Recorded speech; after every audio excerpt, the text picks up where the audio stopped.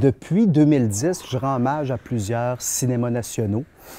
L'idée, c'est de mettre en valeur vraiment soit des pays dont les gens connaissent bien les films, mais ne connaissent pas nécessairement toutes les facettes de cette industrie, ou soit que c'est des pays carrément qui sont moins connus et dont je veux faire la promotion. En 2010, j'avais rendu un hommage au cinéma indien en me concentrant beaucoup sur le Bollywood et en me concentrant beaucoup sur le film de genre. L'année dernière, j'ai rendu hommage au Mexique, qui, je pense, est un pays qui gagne à être connu au niveau du cinéma. Et cette année, j'y vais avec une grande évidence, c'est l'Italie. Il y a quelque chose de vraiment distinctif dans le cinéma italien qui me fascine, tant dans leur façon de filmer que dans leur rapport avec les personnages. Le rapport avec la violence aussi est complètement différent du cinéma américain. On dirait que le cinéma américain souvent se concentre sur l'effet de peur, l'effet de sursaut, alors que l'italien, lui, est très viscéral.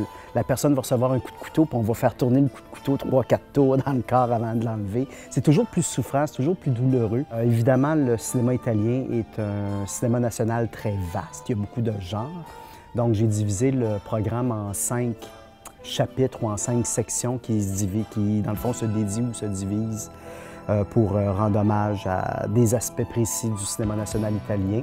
Mon premier bloc s'appelle « Il était une fois en Italie ». Donc, on se concentre beaucoup dans un premier temps sur les films historiques, les péplums, donc les films un peu de cap et d'épée, les films de Romains. Le deuxième bloc est dédié évidemment aux giallo et aux films policiers italiens. Là aussi, tout le monde connaît Dario Argento.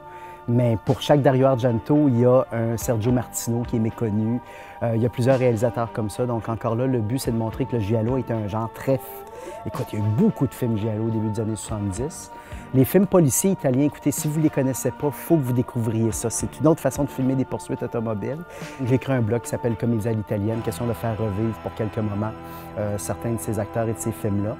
Personnellement, je ne suis pas très fou du cabotinage italien, mais je pense que les sélections que je vous ai choisies sont mettent vraiment en relief le genre d'humour un peu cabotin des Italiens. On a un bloc évidemment sur les femmes possédées du diable, les nonnes, les films de nonnes, les Italiens, la religion, bon, on le sait.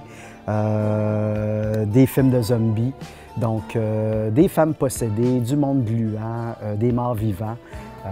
Donc, évidemment, on va faire un petit hommage à Lucio Fulci, évidemment, qui est peut-être celui qui a fait les films de zombies les plus gluants sur la planète.